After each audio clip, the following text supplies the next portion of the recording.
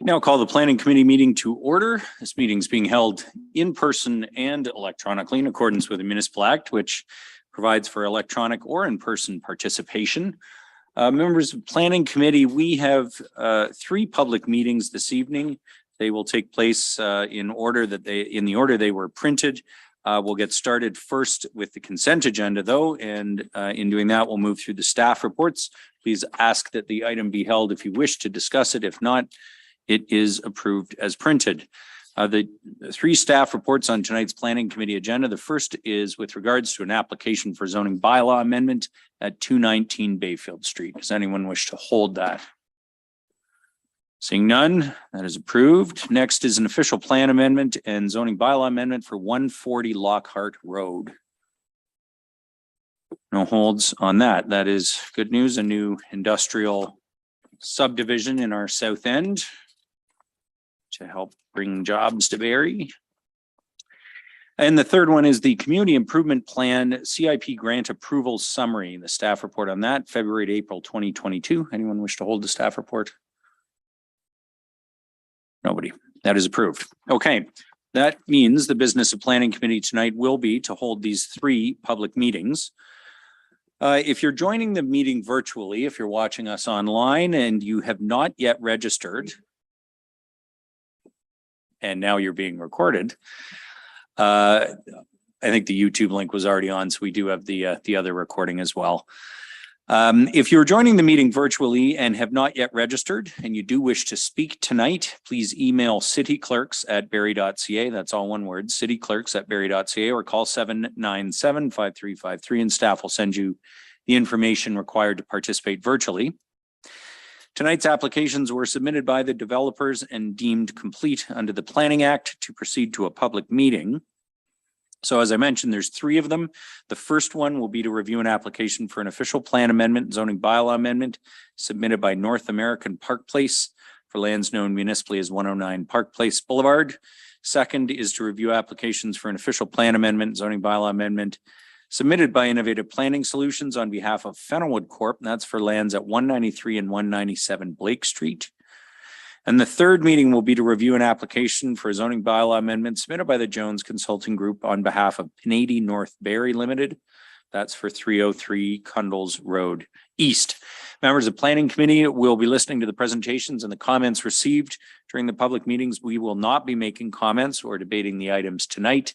We have our chance to do that at a later date when the staff report is presented to Planning Committee. Ward councillors do have a chance to ask questions of clarification only on behalf of residents who were not able to be here tonight. So I will go to the ward councillors after the public comments. Questions will be noted by staff and the applicants, but we don't do Q&A with members of the public or councillors at this point, except for those questions of clarification from the ward councillors. So what we do is address all of the questions in the staff report. Planning staff will record all your questions and address those in a written format in the staff reports. Last note, if you're here in person tonight, thank you to the 4 of you who are. If you wish notification of the staff reports on these items, so when they're going to come forward to council for a decision in the future, you should sign the form that's on the table at the back of the room. That will make sure you get notified in advance when that staff report's coming to council. Ms. Banfield, Director of Development Services, could you confirm that notification for all 3 of these public meetings was conducted in accordance with the Planning Act? Yes, Mayor Lehman, it was. Thank you very much. Okay, the first public meetings to deal with Park Place, 109 Park Place Boulevard. I will call on Mr. Vella on behalf of Innovative Planning Solutions, who is joining us virtually tonight. Mr. Vella, the floor is yours.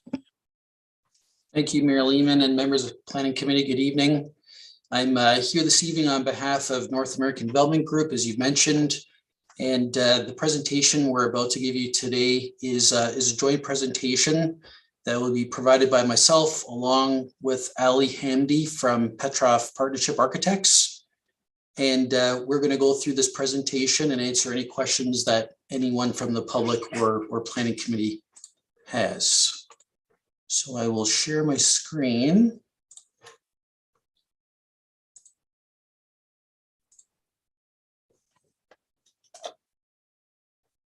Oh, sorry, Your Worship, just give me 1 second here.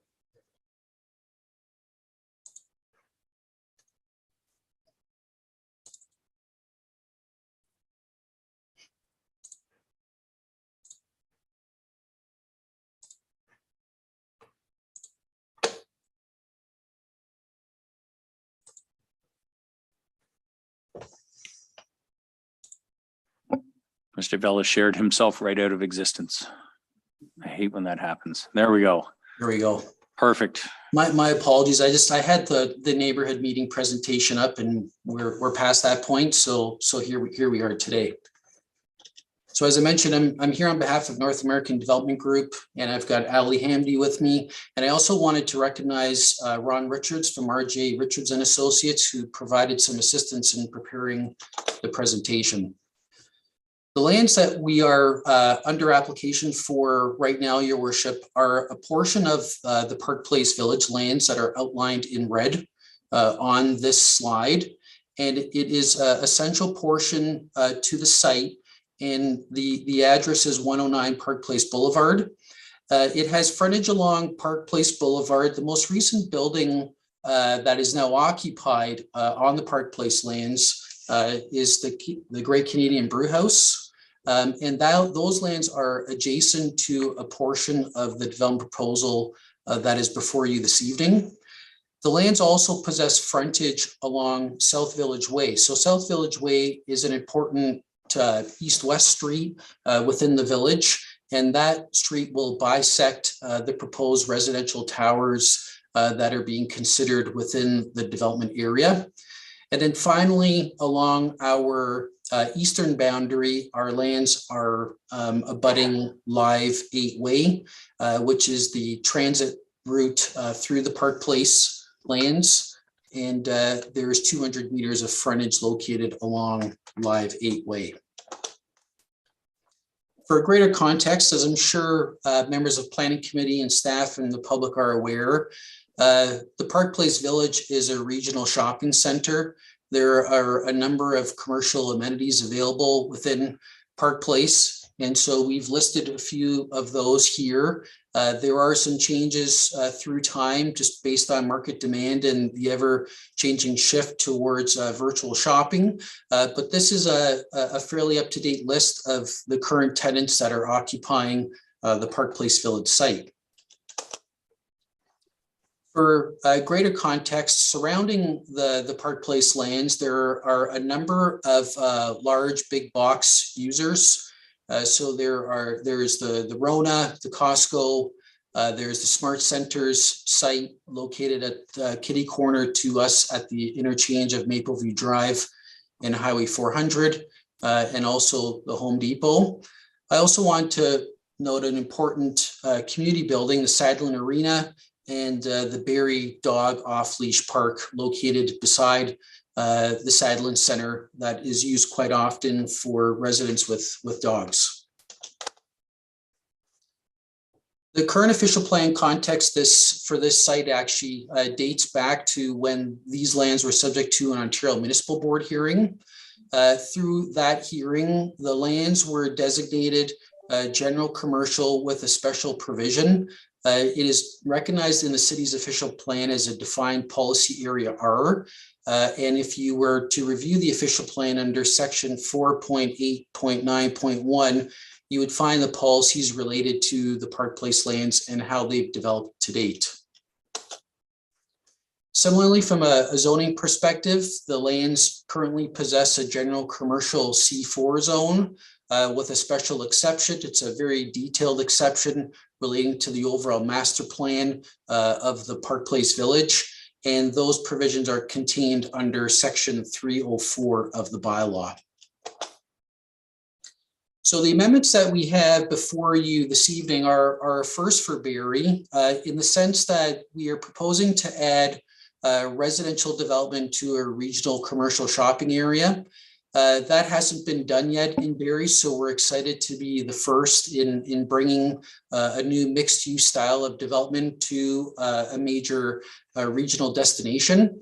So the amendments that are before planning staff and ultimately planning committee will seek to permit residential uses within the defined policy areas contained within the official plan, as well as the special provisions in the zoning bylaw under the general commercial zone.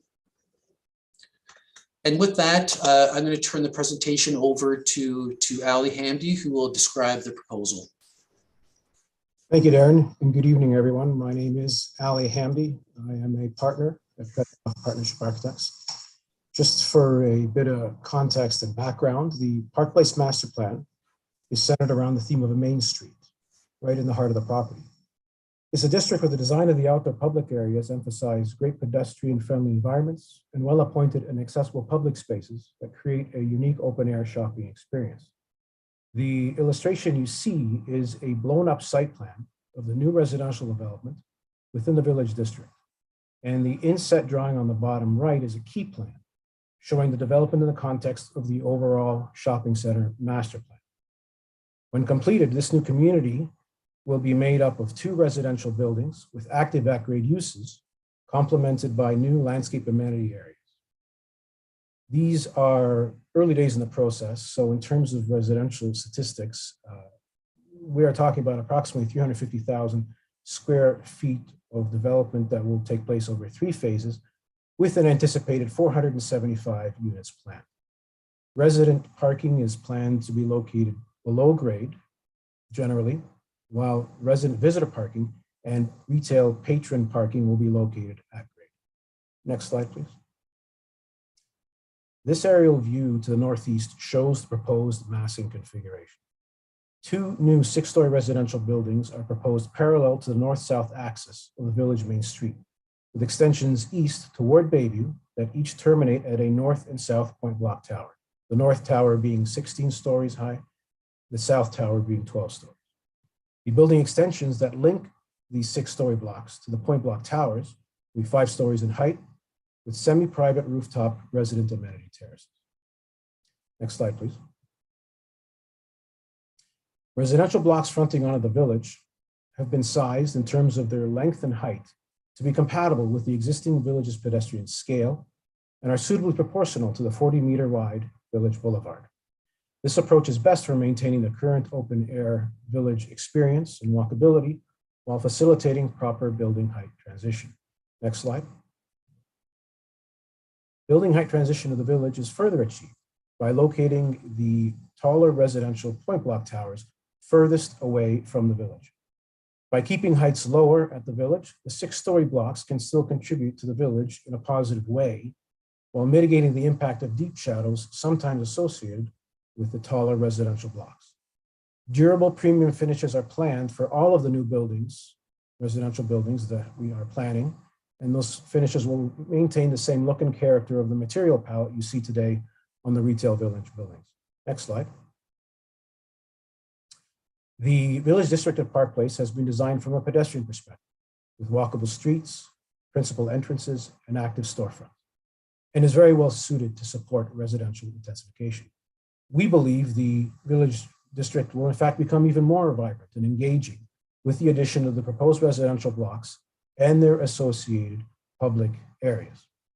In fact, our goal in designing the residential blocks is to further enhance and add to the village's already wonderfully landscaped sidewalks, amenities, patios, and plazas, all of which will benefit from the natural surveillance and overlook that the new residential will offer by way of upper story apartment windows, balconies, and rooftop amenity terraces. Next slide. Residential blocks fronting on the village will maintain the same active retail and restaurant uses at grade that we see today on the existing main street. And with the expansion east, we will create a new opportunity to expand the commercial frontage to meet the new point block towers.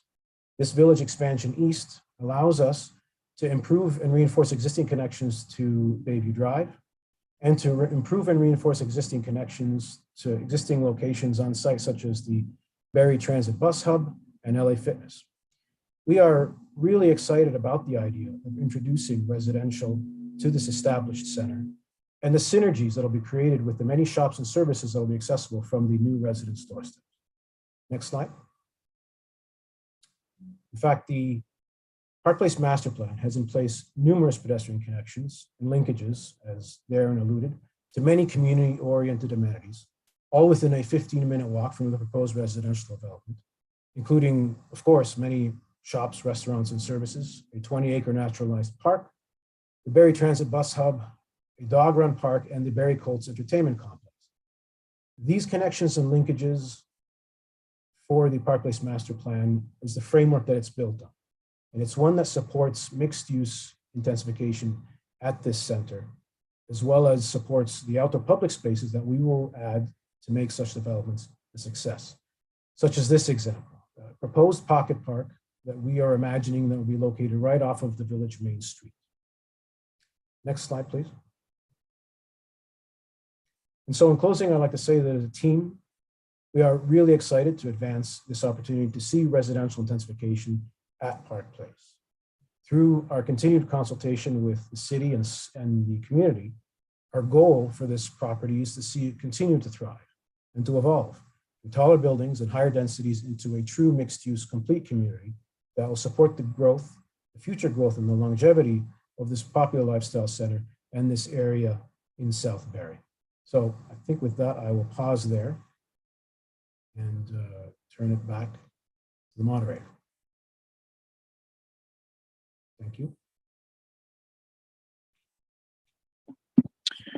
Okay, thank you very much for the presentation, Darren and Ali. I will call on Celeste Kitsymmetry, our senior planner, to give us an update on the status of this application. Good evening, Mayor Lehman, members of Planning Committee and the public. Further to the presentation by Mr. Vella and Mr. Handy, and the memo provided to Planning Committee by staff, I'm going to provide a brief update regarding the status of the application and the primary planning and land use matters being considered. As noted in the presentation, staff did hold or facilitate a neighborhood meeting that was attended by Board Councillor Jim Harris, planning staff, and approximately 23 attendees in total. Many of the comments and questions raised are similar to those that will be investigated by staff in general, which includes the change in land use to include residential development, the integration of residential uses with the existing commercial uses, and the traffic considerations both within Park Place and the adjacent roads being Mapleview Drive and Bayview Drive. We are expected to return to council with an official plan amendment and amendment to the zoning bylaw recommendation in early 2023. All of the submission materials and key updates associated with the development of the site are also available for viewing online and on the city's proposed developments webpage under Ward 8 at 109 Park Place Boulevard. Alternatively, you can contact me directly. And that concludes my presentation. I'm happy to hear any questions of clarification and to hear from members of the public. Thank you. Okay, thanks, Ms. Kitsymmetry. I don't know that we had anybody register online in advance. Madam Clerk, has anybody emailed or called in? No, Mayor Lehman, we have nobody registered online to speak. Okay, I'll just remind anyone watching, if you do wish to join the meeting and speak at this public meeting, it's cityclerks@barrie.ca or 797-5353. Oh, I remembered. Is there anyone in the audience tonight who wishes to speak with regards to this application? Okay, seeing none. If there is nobody online, I will go to the ward councillor, who I believe is Jim Harris. Do you have any questions of clarification for the planners or the applicant? Great. Thank you, Mayor Lehman. Just a couple, and like the residents, there's not much concern, lots of interest and excitement about this new type of lifestyle arrangement that can be accommodated by this development. So I just and I'd spoken just briefly with Ms. Kitsymmetry, or pardon me, with Ms. Banfield and Mr. Vella, but in the north part of the property is adjacent to a green space, which is city owned, and curious about the possibility, maybe both to city staff and Mr. Vella, about the potential for this project to maybe spur some excitement about enriching that space, that green space. So I don't know if anybody wanted to comment, maybe Mr. Vella or Ms. Kitsymmetry. Thank you. Maybe Mr. Vella first and then Ms. Kitsymmetry. Through Mayor Lehman to Councillor Harris, I didn't want to overstep. So thanks for the question, Councillor Harris. We would definitely be interested in exploring that opportunity. For members of council that don't know, that land was dedicated to the city of Barrie when the initial Park Place development was registered. So there was 20 acres of land dedicated to the city that constituted the parkland contribution for this site. And so those lands, when they were part of Molson Park, there was a skate pond there. There were trails running through that area. So there was a use of those lands for active enjoyment. And if there is an opportunity to work with the city to reinstate some form of active use for residents of this development or citizens of Barrie as a whole, we would definitely be interested in working with the city on that. Thank you. Through you, Mayor Lehman, to Councillor Harris. I don't think there's much more that I need to add from that. Certainly, we can take that back and speak with our parks planning staff regarding the reactivation of the open space area. That's wonderful. Thank you. And maybe the final question, I'm not sure if it's for Mr. Vella, Mr. Hamby, but we have some interest in wondering if there'd be more EV charging stations included as part of the development. I know there's some there in the, I think it's the north east corner, but would there be more as part of the development? It was amazing how Councillor Harris's lips moved, but that question was from Councillor Morales. So that's incredible. I'm just kidding. Mr. Vella, EV charging stations. I think I'll pass that over to Ali. He's more antiquated with the design. So Ali, go ahead. Sure. Yeah, we are certainly looking at that as a possibility, whether it's in the form of rough-in the short term and then seeing it realized in the long term. But that's something that North American is certainly exploring, and we'll work with staff on that. Great. Thank you very much. That's all my questions. My name. Thanks, Mr. Harris. Councillor Harris. Anyone else register for the meeting, Madam Clerk? No, Mayor Lehman. Okay, if we haven't had anyone else online, then I will declare this public meeting concluded. Thank you very much, Mr. Vella, Mr. Hamby, and we look forward to seeing the staff report on this one. Certainly a first, but probably not a last, given the state of the housing demand for housing these days. So thank you. Our second public meeting tonight is with regards to 193 and 197 Blake Street. So it is Innovative Planning Solutions on this one as well, on behalf of this time Fennelwood Corp for 193 and 197. Is it Mr. Vella again? Tyler Butler, I think. James Hunter, neither. All right. If Mr. Hunter can be brought into the meeting. Okay, there he is. Mr. Hunter, welcome to Planning Committee, and the floor is yours. Thank you, Mayor Lehman. Good evening, Planning Committee. My name is James Hunter. I'm here with Innovative Planning Solutions on behalf of Fennelwood Corporation for an official plan amendment and zoning bylaw amendment here tonight. I'm just going to share my screen.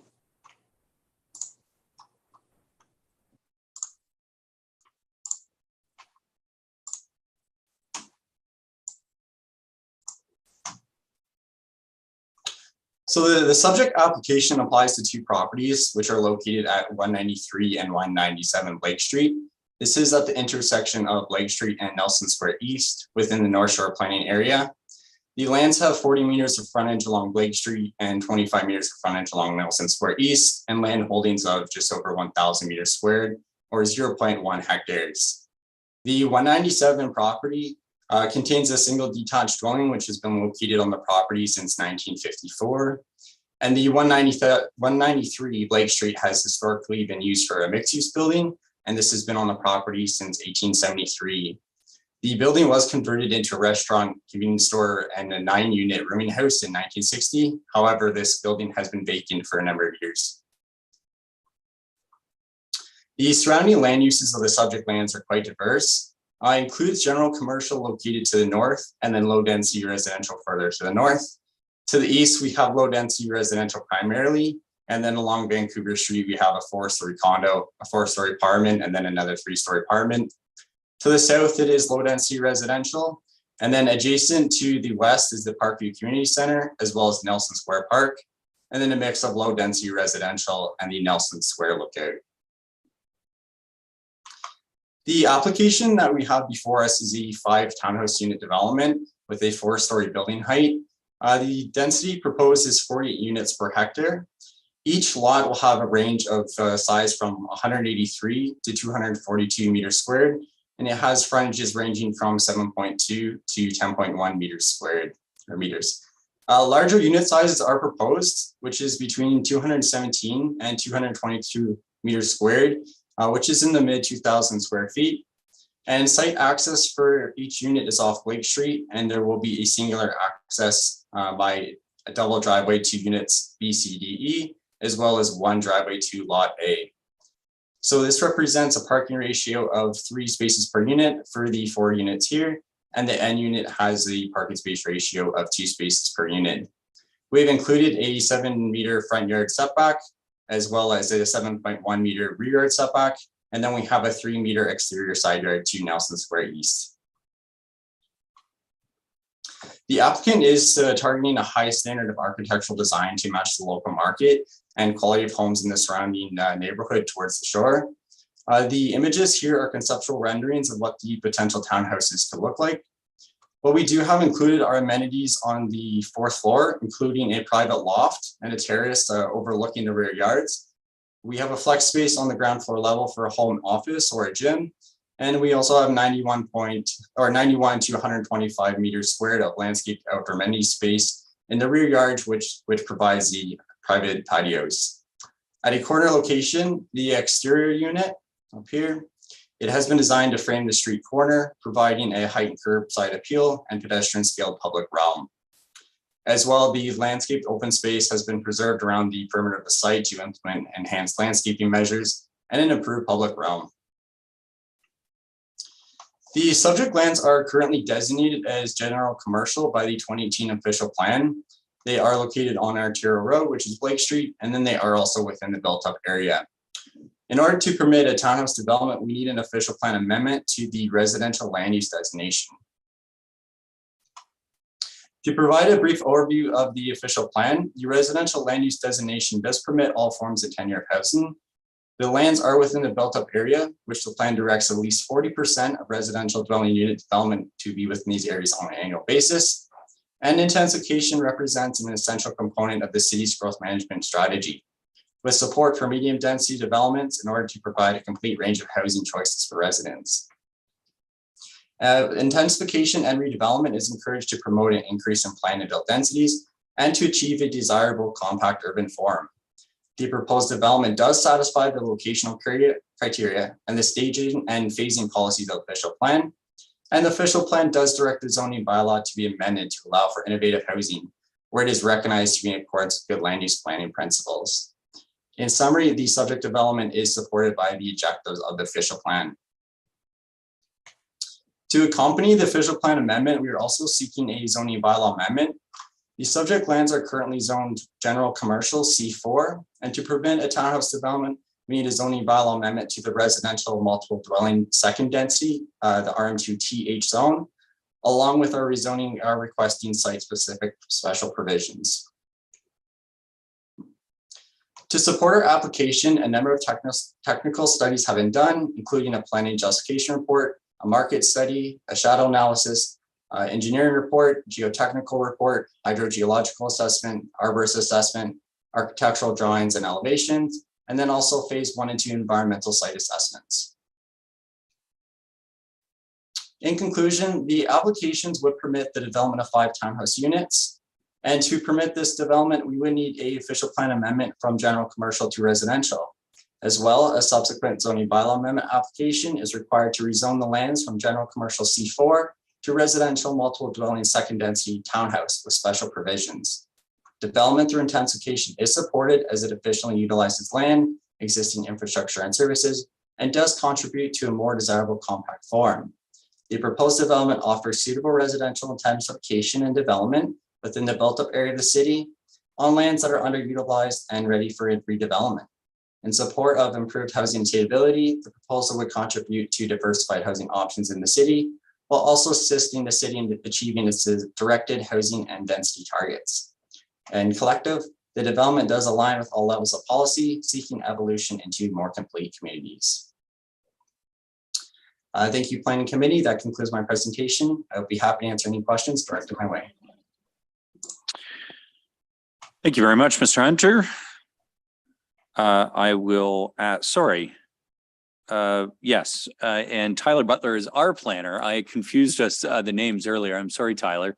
Thank you for coming to Planning Committee tonight, and if you can give us an update on the status of the application. Thanks, Tyler. Sure. Good evening, Mayor Lehman and members of Planning Committee and the public. Further to Mr. Hunter's presentation and the memo provided to Planning Committee, I will provide an update regarding the status of the application and the primary planning and land use matters being considered. There was a neighborhood meeting held virtually on October 18th, 2021, with approximately 33 attendees, including Ward 1 Councillor Claire Rietma, planning staff and representatives from the owner and applicant. And the primary comments received during that was the land use compatibility. Residents expressed a desire to see a residential development constructed. There was privacy concerns related to the increased building height. There was traffic concerns related to the appropriateness of individual driveway access from Blake Street, and urban design comments related to the built form and heritage characteristics of the neighborhood. As noted by James Hunter, the official plan amendment is required to introduce a residential development on the lands. And currently the matters being reviewed by staff are the change in land use to facilitate the proposed development, an understanding of the functionality of the site as proposed, including but not limited to parking, landscaping, pedestrian connectivity, and vehicular access, circulation, and safety, and the urban design of the proposed development and ensuring that the development incorporates the characteristics of the neighborhood. We would expect this to return to Planning Committee in early 2023, and all of the submission material and key dates associated with development of this site are also available online on the city's proposed developments page under Ward 1, 193 and 197 Blake Street. Alternatively, you can contact me directly. And that concludes my presentation. I'm happy to answer any questions of clarification and hear from the public. Thank you. Thanks, Mr. Butler. Thanks for the update. Okay, and again, I don't think we had anyone register online for this one. Clerk is shaking her head no, but a reminder again, it's cityclerks@barrie.ca, cityclerks@barrie.ca by email if you wish to speak in the meeting, if you're watching tonight, or you can call 797-5353 and our staff will give you the information you need to join the meeting. Is there anyone in person, anyone in the chambers here tonight who wishes to speak regarding this particular application? Come on down to the podium, sir.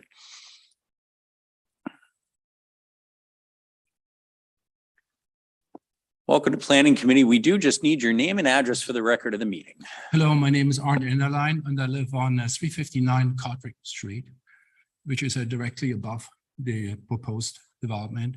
And overall, we supported the application. The only concern we might have is the overall height. The overall height recommended for that area is a maximum height of 10 meters and proposed is approaching 14, which would be an extra 40%. And I also would like to see that sort of complements the development to the east, the Vancouver Place, which is 3 stories from the elevation of Blake Street. It's been sort of here represented being a 4-story, but it's a 3-story from Blake Street, which I don't think exceeds the elevation of the 10 meters. And overall, I think it's a good development, but I think we should maybe keep the height in mind. Okay, thank you very much. Thanks for those comments and for being here to give them. Anyone else here tonight wish to speak to this one? 193, 197 Blake. Okay, Madam Clerk, did we have anyone else online? Okay, Councillor Rietma, any questions of clarification?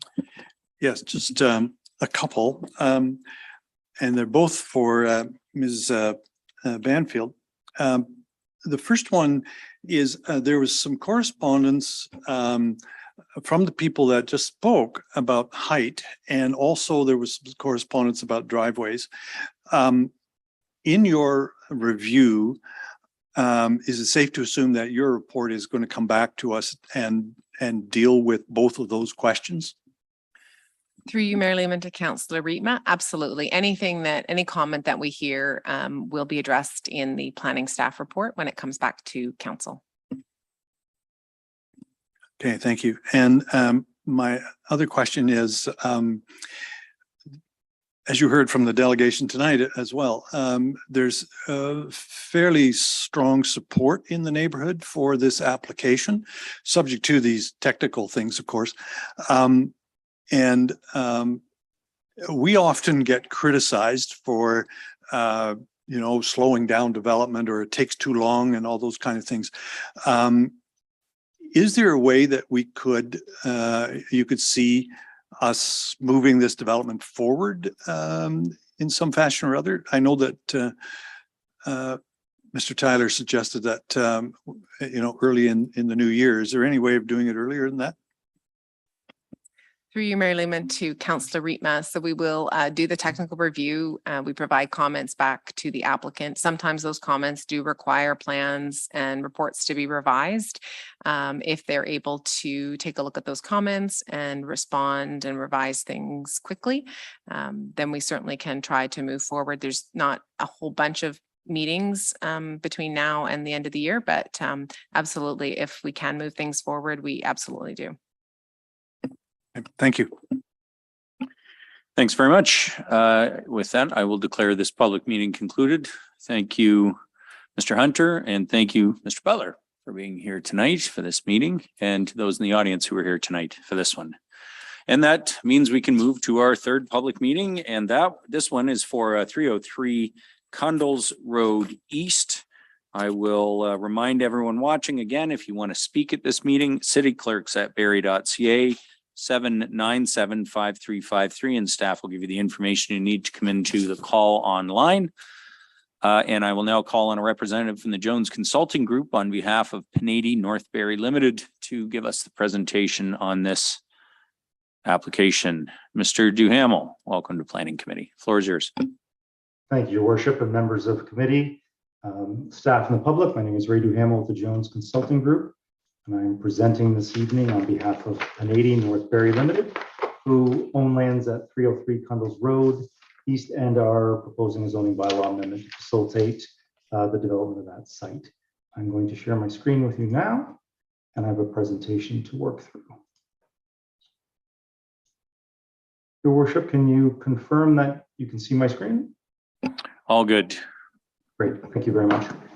Okay, so this first slide is a block context plan that provides an overview with building footprints and by color, the types of land uses that are in the area of the subject lands, which are where my cursor is in the middle of the page. The center point is at 0. This is 250 meters away, and then the outside of the circle is about 500 meters away. So that's somewhere in the, depending on how you calculate walking distance, somewhere in the vicinity of about 3 to 7 minutes of walking. So this is a mixed use area. The lands themselves are proposed for residential, and I'll speak to that in a few minutes.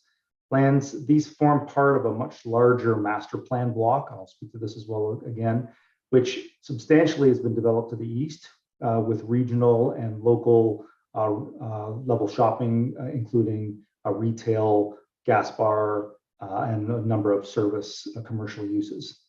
And then I think the master plan is approved for somewhere in the magnitude of upwards of 500,000 square feet for that area. And then immediately to the west is the Junction residential development. There are 2 buildings, 6 stories, comprising 120 units.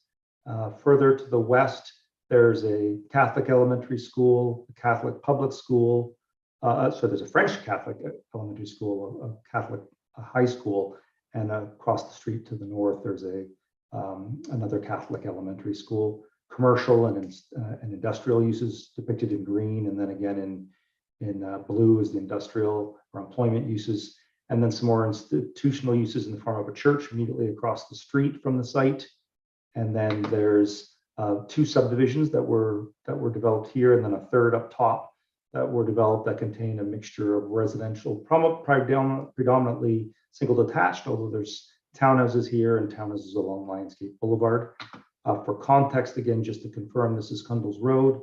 and across the street, the intersection for reference points. If anybody raises the street Pacific Ave, just keep that in mind. That's the connecting point across the road. All right. This next slide shows an aerial photograph of the property. It's currently vacant. The site is 1.93 hectares of an overall 18-hectare site that's been comprehensively developed. And there's 74 meters of frontage on Cundles Road East on this particular part of the property. The right side of the screen is just zoomed in to give a little bit more detail, showing the existing commercial. And of course, the two buildings immediately to the west are the Junction residential buildings. A few streetscape shots for you to provide some context. Immediately across the street to the north is the Free Methodist Church. And then there's the exterior side yard of a single detached dwelling fronting onto Pacific Avenue. If you're looking east from Cundles Road, you'll see the commercial development that exists.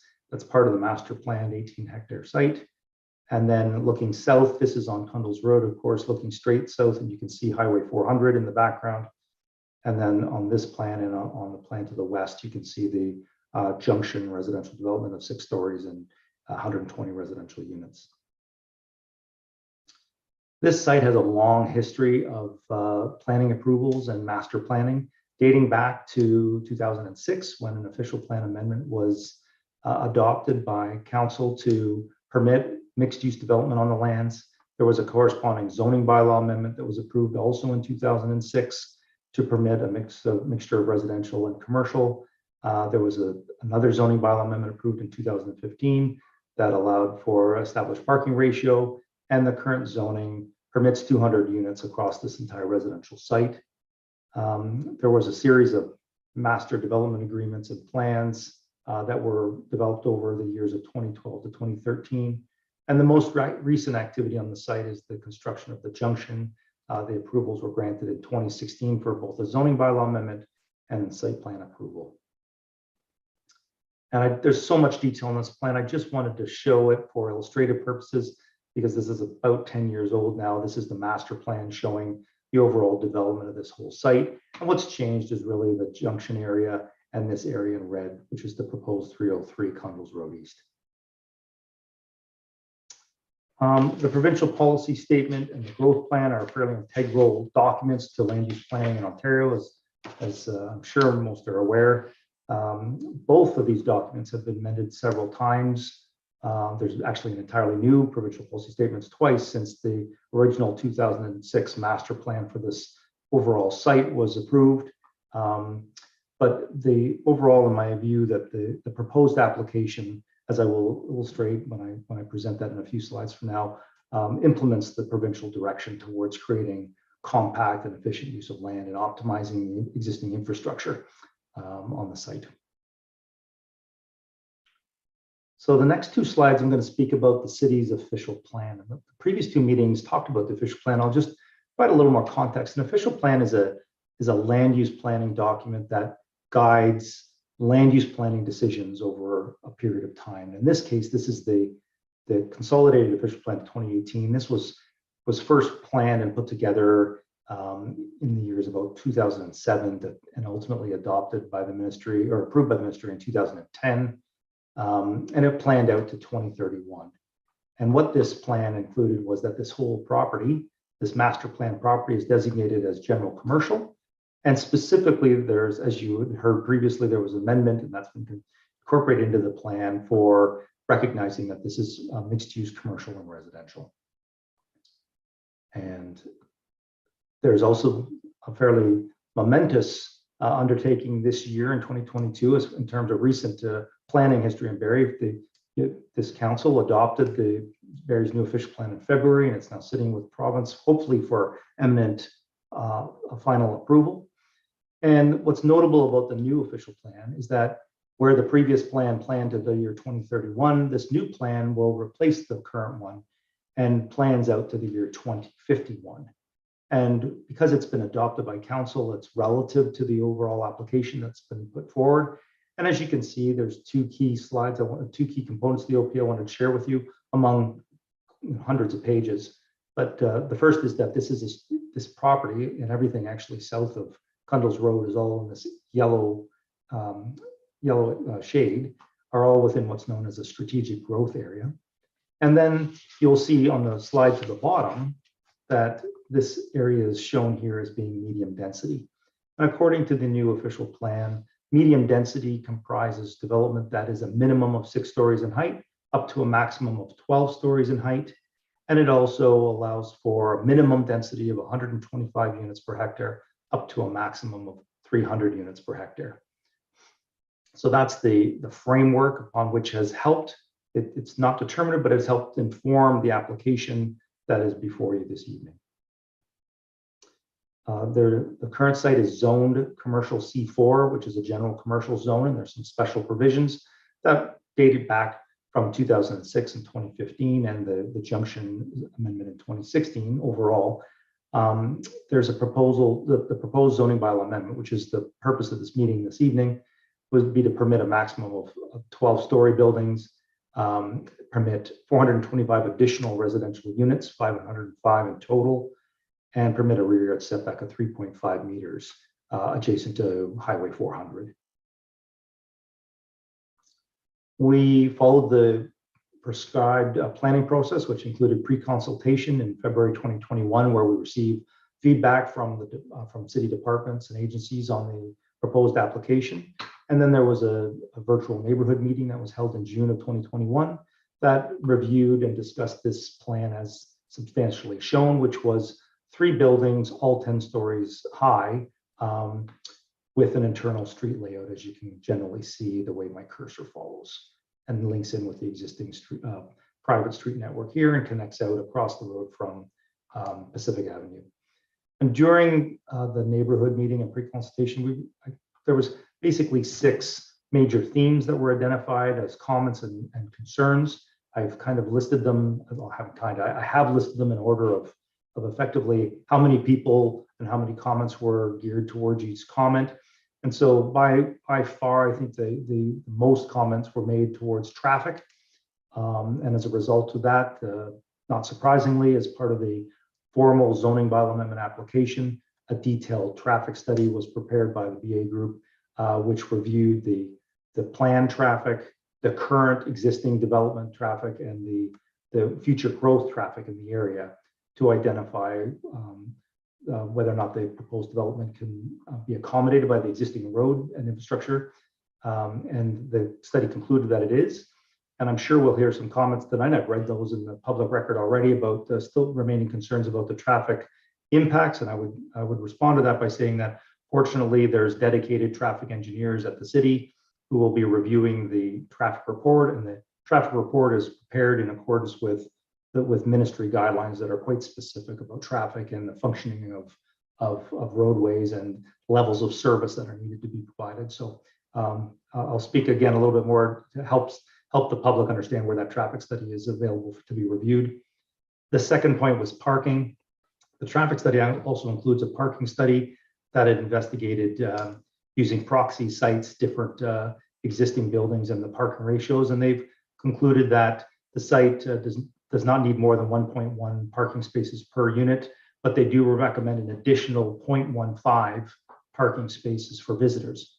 So while the current zoning allows 1.1 parking spaces per unit, the proposed parking study actually recommends a total of 1.25, comprised of 1.1 parking spaces for the units and 0.15 for visitors. There was concerns about building height, views, and placement, and I'll speak to that one when I flip to the next slide. There was also comments about landscaping and make sure that there is open space, and there will be both indoor and outdoor amenity space that exceeds the requirements of bylaw significantly on the plan. There was comments about making sure that pedestrian connections and active transportation and transit are available. And then a final comment, making sure that there's infrastructure to be able to support this plan. And that was demonstrated through a functional service report and stormwater management report that was prepared by WMI Engineering in town as part of the submission. So I'd just like to highlight the supporting information that is available on the City of Barrie's website. The city's website is excellent. It contains the full submission materials, and Members of the public are welcome to go on to the city's website and download and read any of the studies and plans. And I encourage you specifically, if I suspect the most concerns are parking and traffic, which are this study right here. And then there's also a sun and shadow plan. And I noticed that there was some comments from the public record today on sun and shadows. So if you're not sure where those are, then the city planner, Celeste Symmetry, will be able to, you can contact her and she could help you navigate you to where those are located on the city's website. So here is the revised site plan that has been submitted with the application. The most notable change is that where there were 3 buildings of 10 stories each proposed before, there's now still three buildings, but they've been staggered in height. So pushing the taller building, again, adjacent to Highway 400 here, this is 12 stories, 11 stories here adjacent to Cundles Road, and then 8 stories in the mid building here. And their architect has done a great job of integrating a lot of step backs and variations in the buildings to provide an opportunity to decrease the massing on the site. Overall, as I noted, there's 505 residential units in total, and there's about 632 underground and service parking spaces, which equates to the ratio of 1.25, which you may recall aligned with what was contained in the parking study by BA. Just a couple more slides, and then we'll open it up to the public, your worship, members of committee. Here are a couple images to illustrate the plan and how it has been oriented towards the main intersection of the site across from Pacific Avenue. The massing is oriented towards that intersection. You can see the integration of step backs, the variation use of balconies and building materials. There's actually individual uses at grade for individual at grade access and activation of the streetscape. This slide, I thought the residents online or in the council chambers would appreciate being able to see the perspectives in relationship to the adjacent Junction residential developments. And I'm only showing you a few slides, and if they were to go onto the city's website, there's a fulsome architectural package that was submitted as part of the application that provides a lot more information. But this provides the context of the relationship with buildings. You can see the stepping of the buildings. They're not all uniformly 12, 11, and 8 stories in height. As you can see, there's variation in the buildings and variations in materials and articulation of those same buildings, as you can see in both. And then there's spatial separation, as you can see, the parking lot for the Junction, and then there's additional parking lot that provides some spatial separation in the center portion of the site. And that concludes my presentation, your worship, members of the committee. I would be happy to answer any questions, and I will stop sharing. Okay, thanks, Mr. Duhamel. I'll ask Celeste Kinsella, our senior planner, is at the podium to give us an update on the status of the application. Thank you, Mayor Lehman, members of Planning Committee and the public. Further to Mr. Duhamel's presentation and the memo provided to Planning Committee by staff, I will provide a quick update regarding the status of the application and the preliminary planning and land use matters being considered. I would also like to note that in addition to the neighborhood meeting, which was well attended and referenced by Mr. Duhamel in his presentation, there are several pieces of correspondence and emails that were provided to Planning Committee as circulation items with the agenda tonight. Each of the comments and that have been received will be considered by staff and addressed in the presentation, or sorry, in the staff report moving forward. As noted by Mr. Duhamel, the zoning bylaw amendment is to amend something that already does have site-specific provisions for residential use on the subject commercial site.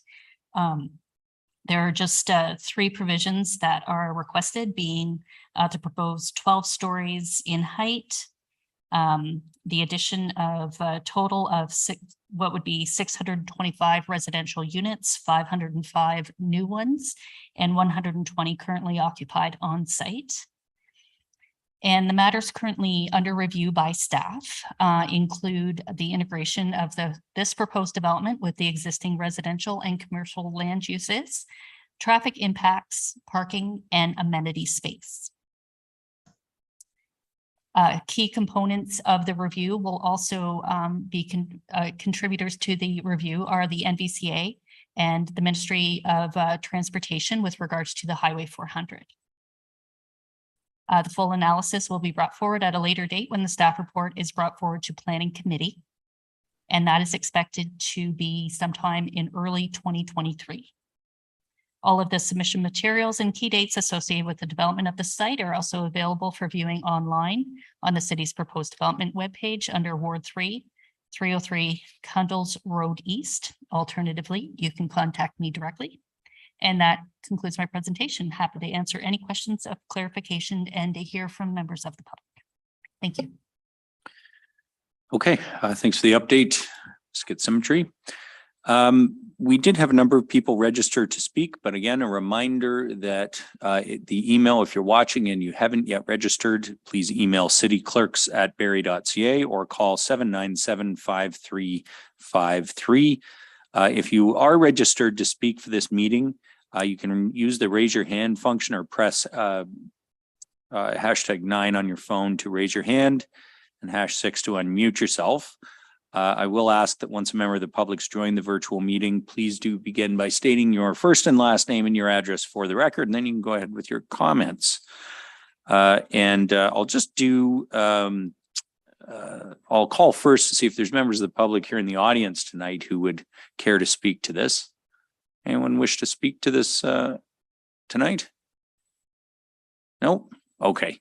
I will proceed then with those who registered online. Our first speaker is Steve Kinsella. If we can bring Mr. Kinsella into the meeting. Thank you, Mayor Lehman. Can you hear me okay? Yeah, we can hear you. Go ahead. Okay, thank you. And members, council and staff.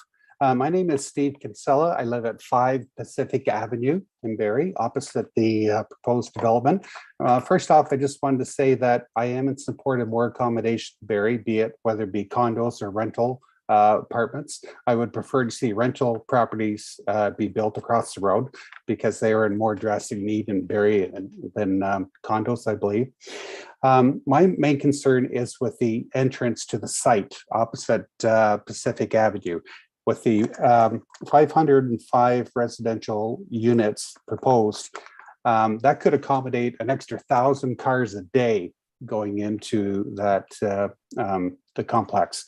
I have visually seen accidents occur at the intersection right now since the development has been built over the years, and there's constantly near-miss accidents almost every 2 to 3 hours per day. You have, especially if you have a car going in the center turn lane, it's a 5-lane road on Cundles. And if you're turning onto Pacific Avenue, stop to make a left, you've got cars coming out of the theater entrance, if I can use that phrase now, and they'll either cut in front of the car that's making a left turn onto Pacific, or they cut behind the vehicle that's making a left onto and then accelerate into the 2 westbound lanes.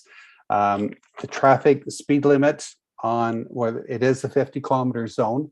However, cars are proceeding well over the speed limit, 50 to 70 kilometers to an hour, according to the flashing sign that is visible on the post that's in the area.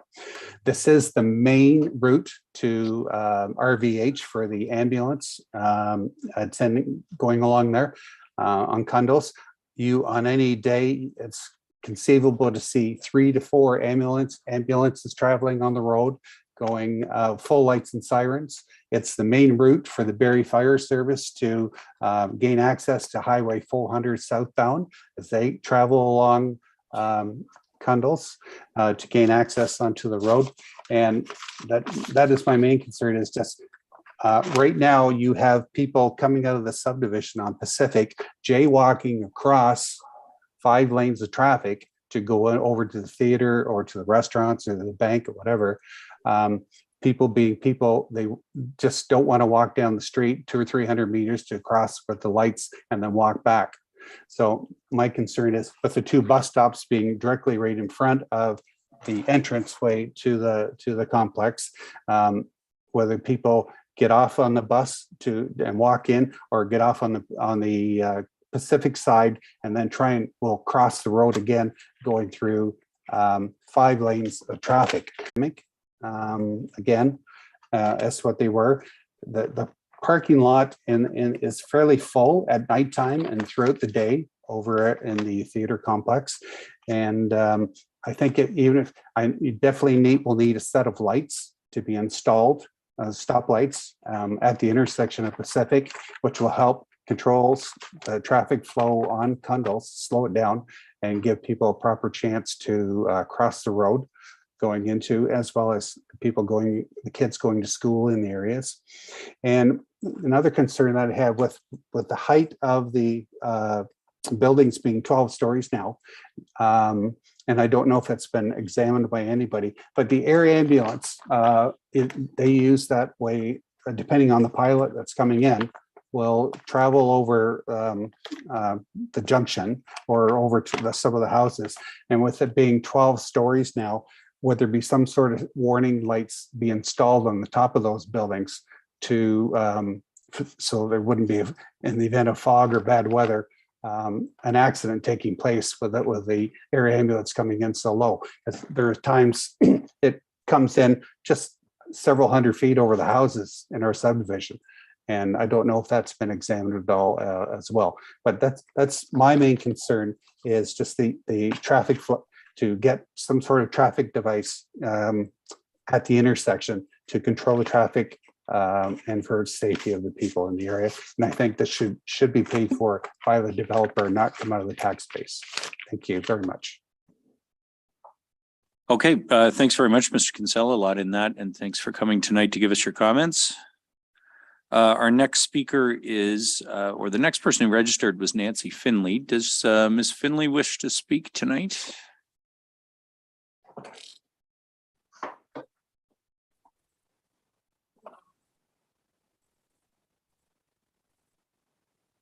Can we bring her into the meeting? No, I'm fine, thank you. Oh, okay. Thanks for, excuse me. Thanks very much, Ms. Finley. Then we will move on to Barbara Marshall. Barb Marshall is our next speaker. If we can bring her in.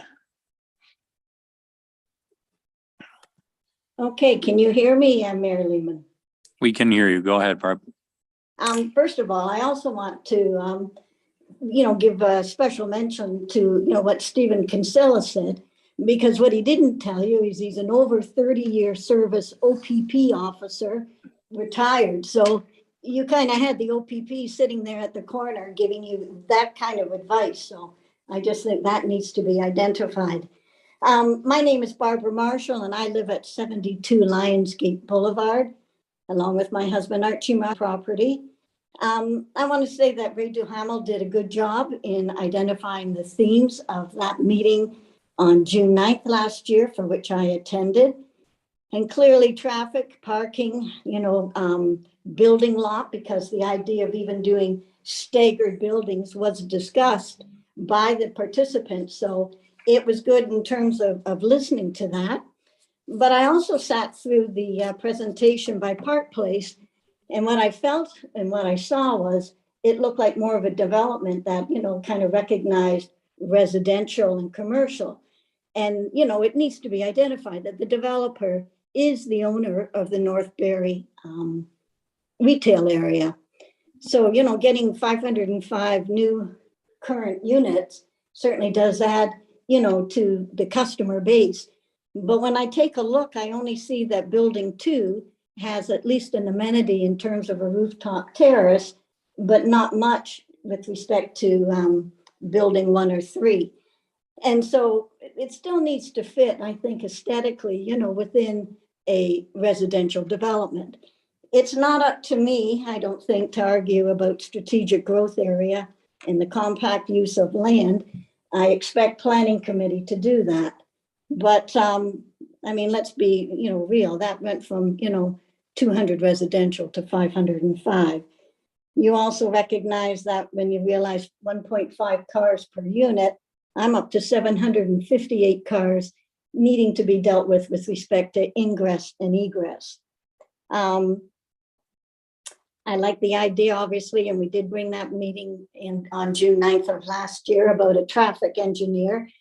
So again, I expect the city of Barrie that they would do their due diligence with respect to it, because in addition to those number of cars being added, to Cundles, we need to also recognize that there's currently ongoing development on James Massey Way, Lakeview condos, and the expectation of another condo happening at Little Lake Drive. And again, thinking about the compounding of traffic congestion on, Cundles, and then now we're proposing 505 additional units on Cundles coming in. So I think really that is a significant concern. We see traffic calming speed bumps already on Lionsgate before any of these particular developments that I've just mentioned are even available to the public. So again, can you imagine when all of them are fully operational?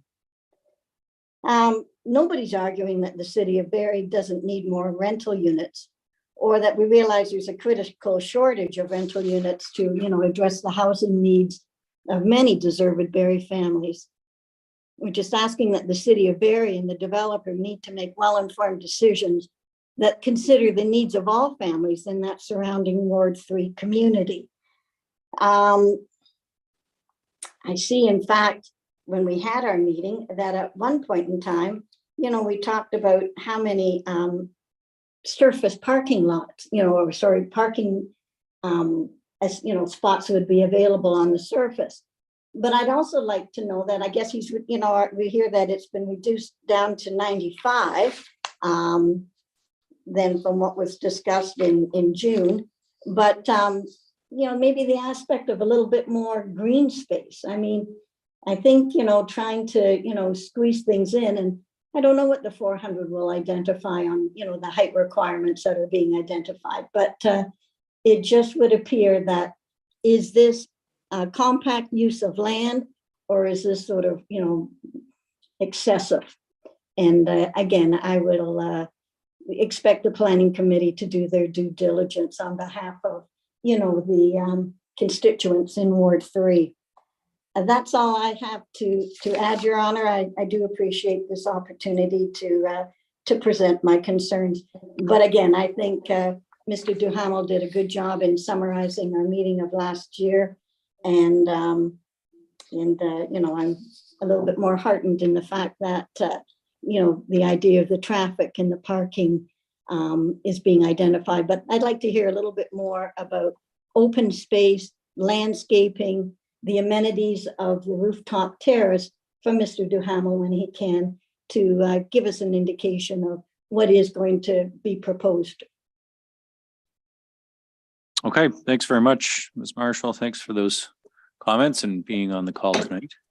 You're welcome. Our next registered speaker is Stephen Parker. Can we bring Mr. Parker into the call?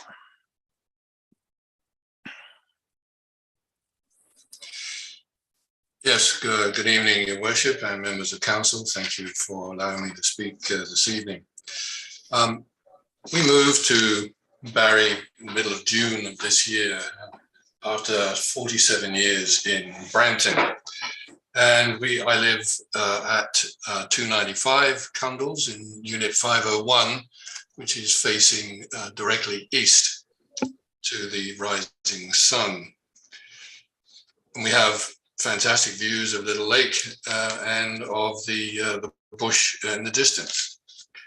From a personal point of view, I believe that this will be completely ruined by the building of an 11-story building that, based upon the architectural drawings provided in the proposal, means that my windows facing east will be less than 100 feet, in fact 29.1 meters from the windows of such a new building. And frankly, I think that is horribly close. And regardless of any shadow studies that I've seen, if I'm on the 5th floor and I'm facing an 11-story building, there's going to be shadow. I don't believe that this particular plot of land can take 505 units. That's probably over 1,000 people. And as Mr. Kinsella indicated, probably well over 1,000 cars. I concur with his view of the potential traffic issues. And if I might be permitted to compare other developments in the city of Barrie with the distances between the buildings, I did a study, a limited study, albeit on Google Earth, but Google Earth is an accepted resource, and using the measurement system within that application, for instance, on Kozlov Street, there are two buildings that are close together, but one building faces the end wall of another, so it wouldn't interfere with the residents of either. On Coulter Street, there are three buildings, but none look into other units. The Marina Bay condominiums on Lakeside Terrace are much farther apart than the 29 meters that we would be looking at here. The buildings on Ellen Street overlooking Lakeshore Drive are more than 100 meters apart, not the 29 meters that we will be looking at here. On Ellen Street, there is an SCC 354 where there are buildings are well over 50 meters apart. The Grand Harbour condominiums on Toronto Street are over 40 meters apart. The buildings at 140 and 150 Dunlop are over 40 meters apart. I'm not sure how the city can justify building developments that are less than 100 feet apart.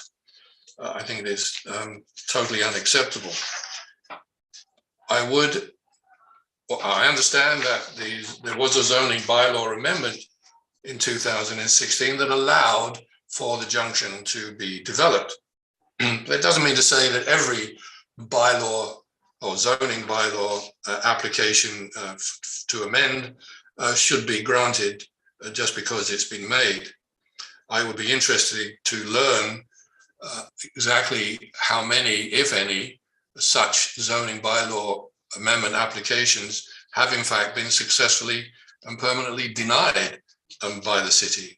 I did ask such a question to Ward 3 Councillor Ms. Congo. On September the 5th, I haven't received a reply to that. I don't believe the current density will support an additional 505 units. And I would be urging you in the strongest possible terms not to approve this or any future zoning bylaw amendment that would permit construction of multi-story buildings at 303 Condors Road. We obtained this unit on the basis of this huge sign on that piece of land saying it is zoned for retail. And as such, I would have to consider seriously moving if such a development would be made. And I thank the council for allowing me to speak. Mr. Parker, thank you for your comments and for being here tonight.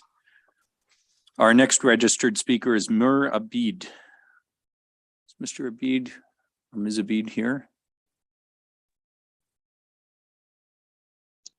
Yeah, hello. Hello. Welcome to the Planning Committee, Mr. Abid. Go ahead. Thank you. Good evening, ladies and gentlemen. My name is Abid Mir. I'm at 295 Cundles Road East. The points that I wanted to make, I already sent in writing, and the previous speakers have already covered those points in great detail. So I would not really go into that kind of detail, but I just wanted to urge the committee members to please look into it very seriously.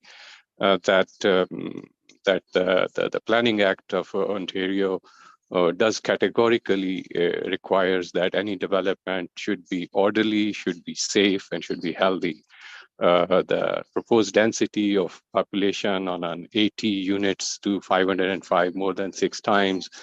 There are some technical evaluations in the documents, but I did not see any thing that would really qualify to be an orderly development that would give any social impact of that kind of density on an 80 units to 6 times increased population. And I personally, in my view, don't consider that a healthy development.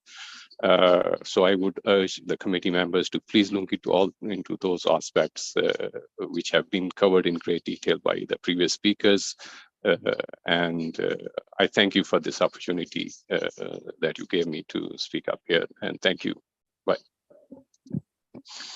Mr. Mayor, thank you very much for being here and for giving us those comments as well. Our last registered speaker is Tina Kerr. Is Ms. Kerr available to come in the call? All right, Ms. Kerr, welcome to Planning Committee, and the floor is yours.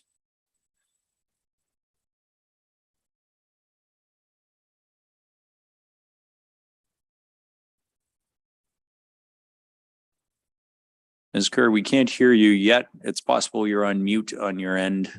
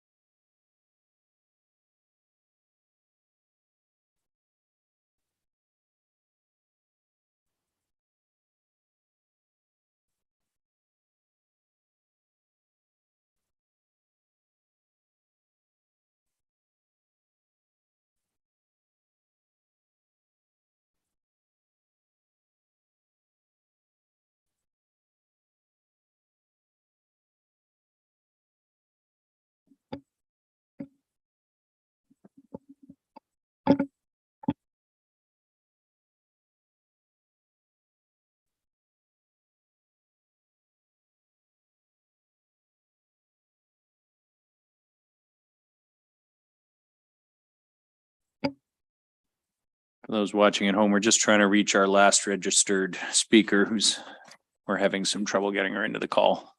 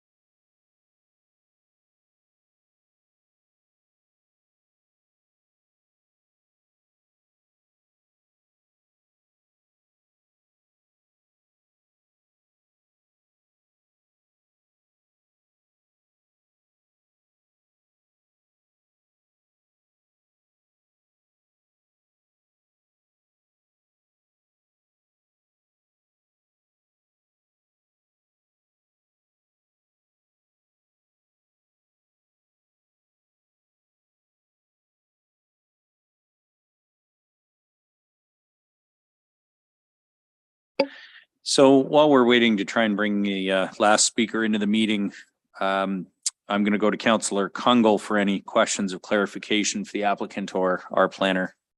Councillor Kungle, go ahead. Thank you, Mayor Lehman. I do have several points of clarification if it should help raise some information for others that have had questions but are not speaking tonight on their behalf. So the first one to Mr. Duhamel, nice to see you, Ray. On your traffic study report on page 11, there's a nice table that does identify that these residential buildings are really focused at 1 and 2 bedroom units. We've had some questions about affordability and kind of supporting individuals. And in your planning justification report, you talk a bit about more attainable housing. And I was wondering if you could speak to the intention of the ways in which you've looked at 1 and 2 bedroom units to support access to housing in this development. And in particular, one of your recommendations talks about in the report, if I can find it accurately, reference to, instead of, I believe, parks, cash and live with parkland or other aspects, actually really looking at conditions tied to affordable housing. And I thought that was an interesting recommendation. And I was wondering if you could explain more about that. Mr. Duhamel. Thank you, Worship, through to Councillor Kungle. So very good question. We spent with the project team and the Panadi ownership a lot of time talking about affordable housing, attainable housing, and the desire is one of the reasons why properties like this have been identified in the official plan for significantly more residential growth, because it provides those opportunities for more units, more affordable, more attainable, all across the spectrum. So specifically, we're in a bit of an odd time with the way labor prices and construction prices are going. So in talking it through with the owners, they don't even know what it's going to cost to build these units in a year or two's time from now, depending on the timeline, if council ultimately approves this application and it proceeds through to construction, which that could be site, at the best case scenario, site servicing in 2023, and then 18 plus months to build. So you're looking at somewhere in what that maps out to, maybe 2025. So what's the cost of the units going to be? But so one of my recommendations was that the city before then will have to develop a community benefits bylaw. That's the changes to the Planning Act. And one of the part of those community benefits, and it's already laid out in the community benefit policies in the OP, is talking about affordable housing as part of that. So my recommendation is that there's lots of reasons why you could use community benefits for a variety of great things that help our communities. But I think until we as a community overall, I live and work in Barrie means everything to me. I think until we tackle the affordable housing front, I think that should be number one on our list when we're talking about community benefits for an increase in height or density, which is specifically what we're talking about on this site. So my recommendation that I wrote in my planning report is to talk about if staff are going to develop a community benefits bylaw, that bylaw is going to continue to identify affordable housing as one of the components, then to use that community benefits as the tool to drive towards more affordable housing units. And when it comes to size, I will say we're at the zoning bylaw amendment stage, and the traffic study is anticipating that they're not going to be mostly 3-bedroom units. This is more typical of the 1 to 2 bedroom, but even the size of the individual units needs a lot more market review. And a lot of those really, fine tooth details get worked out when we move into the site plan submission stage, where we're actually providing, actual floor plans of at a much higher level. We've got quite a lot of architectural detail. SRM Architects has done a terrific job of providing floor plans for all the different units. They're all in the architectural package that was submitted, but it's really going to be a function of, what can be accomplished as we move through this process, and what is staff's intention and council's intention ultimately as it relates to adopting a community benefits bylaw. So I hope I was clear enough in answering. I think I rambled on a little bit, and I apologize if I did. No, thank you, Mr. Duhamel. That was great. I have a couple more questions, and I think I'm going to move to staff on these, and they build off of an awareness of the size units, the parking, and the traffic study. And to staff, while the submission at this point in time will be reviewed and the traffic study identifies 180 to 220 two-way flow conditions, and it was felt in the document that was put forward that it meets current capacity of the Cundles and wouldn't require any type of accommodation for future road network. But as per Mr. Kinsella and many others, there is a concern for what we're already seeing in just traffic behavior. But also when we review this, I was wondering, the traffic study talks about a certain area of the block plan and conditions around the development being added. But we have two significant developments in the Little Lake area. So in particular, we have the, I believe, 278 units with respects to the 10 and 20 Little Lake Drive. And we have another one that relates to one that's not even in construction yet. So when we're looking at the needs of Cundles Road and traffic and density, is it only scoped to the current development that's being proposed? Or does it also appreciate for what's been approved, but we don't yet have occupancy for or have seen an impact of? Through you, Mayor Lehman, to Councillor Kungle. I can advise that the traffic study is under review by our transportation planning staff. As well, that the terms of reference for completing the study was reviewed by staff in advance of it being submitted.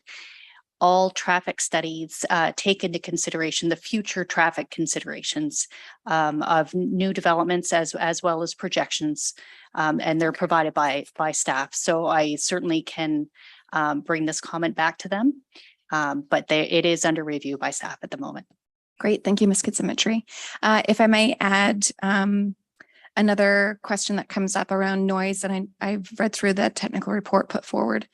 A piece that has been raised, especially as we're seeing the 400 sound barrier going up in the north end of Little Lake, and others that have already been identified. And of course, that's a Ministry of Transportation provincial decision.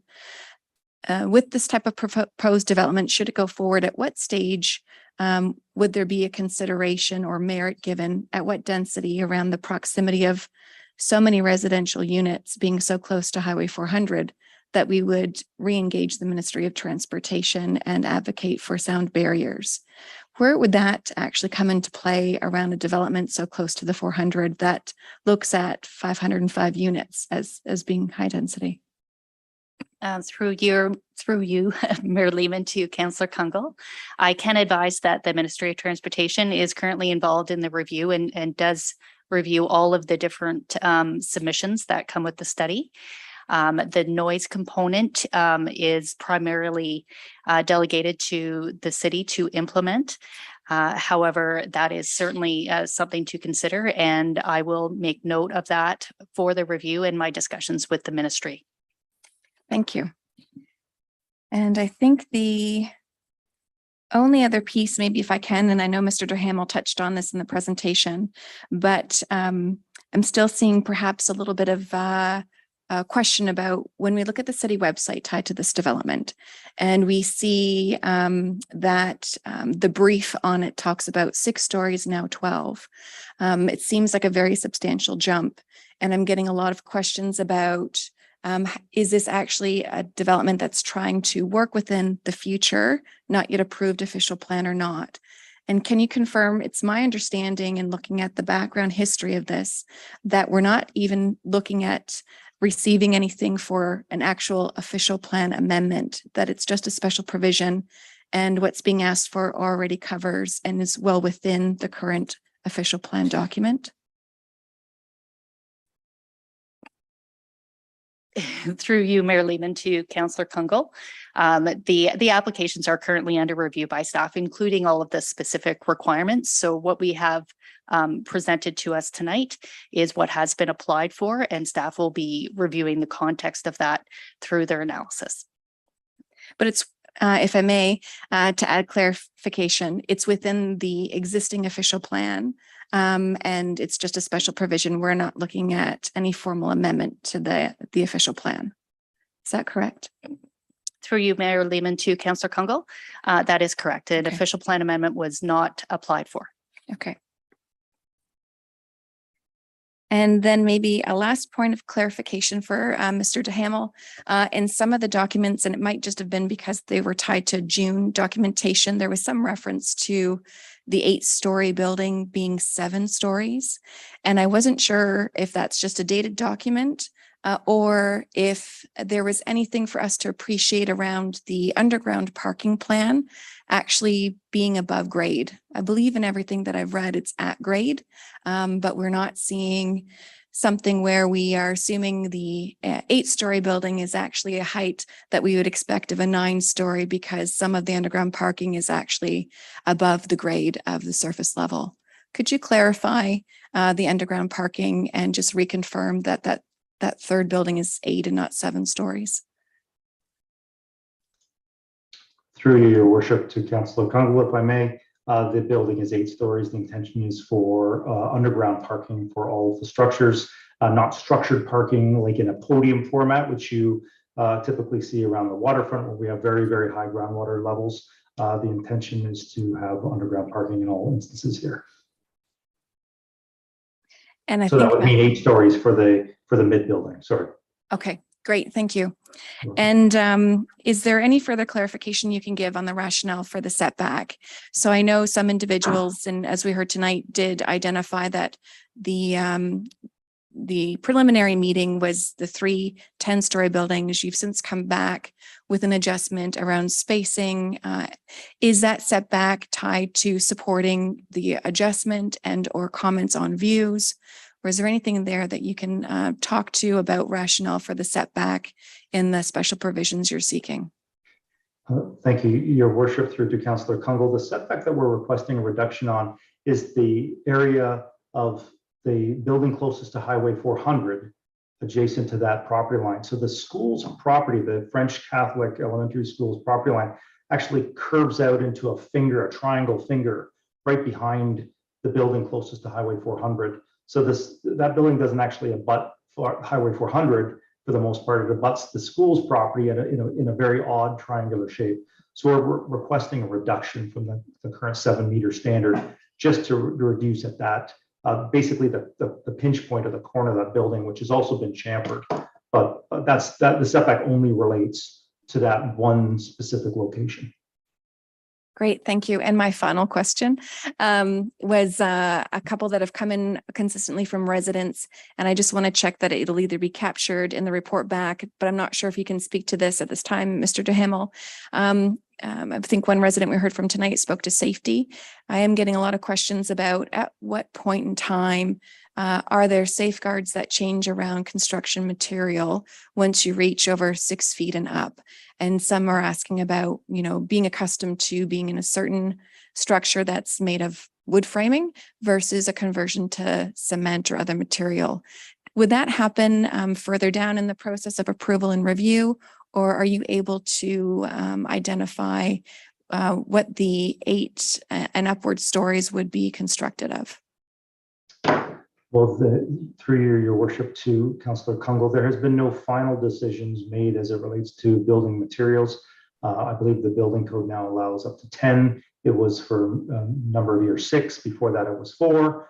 I believe the intention in this instance is concrete and steel, but quite frankly, the final decision on the building materials has not been made, and that would be determined as you move forward through. There's 2 subsequent processes. If Council and Planning Committee first, and then Council ultimately were to deem that this application should be approved, then the second step of that process is we need site plan approval, which is a very detailed technical process of providing specific servicing and landscaping and electrical and other technical drawings and reports and calculations and modeling.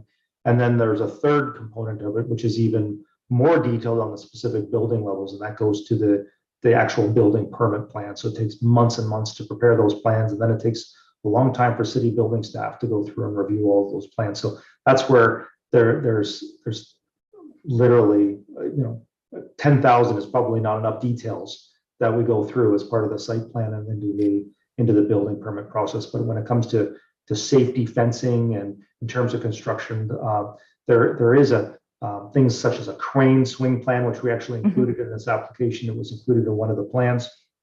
And there's going to be very detailed plans at the site plan approval stage relating to fencing. The city hasn't typically, in my experience, I've worked with the city on many projects, as you know, I don't recall temporary fencing being part of that. But certainly if that's a question as it relates to the adjacency of the junction, that's something that I suspect could be reviewed as part of the site plan approval process, but that would be up to ultimately just having a dialogue with staff on that. That's great. Thank you. And those are my questions. Thanks, Councillor Kungle. I understand that our staff were able to reach Ms. Kerr and she does not wish to speak tonight, so I'll give a final call. Is there anyone in the chambers or anyone else online who wishes to speak at this public meeting? Okay, seeing none. I will declare this public meeting concluded. Thank you to all those who participated tonight. And the timing on this staff report, I'm sorry if you gave it during the update. Are we anticipating it before the end of the year or early in 23?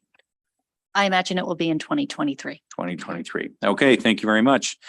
Members of Planning Committee, we have no other items on the agenda except for inquiries of staff related to planning matters. Does anyone on the committee? Councillor Kungle. Thank you. I'll make it brief. Mayor Lehman, it does have to do with planning and development that was recently identified around a telecommunications tower. Questions I am getting are respective of a policy the city has dating back to 2012.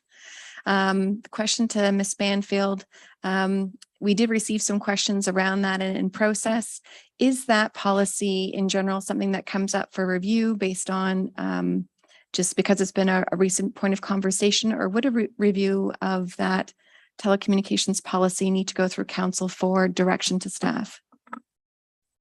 Sorry, Councillor Kungle, are you asking about where towers go? No, it's the actual telecommunications policy we have that identifies a parameter for how residents get engaged depending on the height of the tower and other considerations. And we've had feedback for requests for review of perhaps considerations of that policy.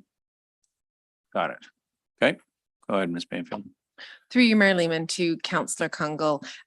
Typically, it really depends. If there's something that changes a council policy, then staff will bring it back. I'm sure Madam Clerk can advise that council can most likely update their policies when they would like to. Through you, Mayor Lehman, to Councillor Kungle. Yeah, we can look at council policies periodically, especially if they come to council sometimes if there's a legislative change or if there's a change in process, they can be looked at periodically. If I may then to further clarify that I'm assuming it would have to come through a motion to council if there was a recommendation to amend that policy. Through you, Mayor Lehman, to Councillor Kungle. Yes, if you'd like staff to review the policy proactively, then a direction from council would be required. Okay, thank you.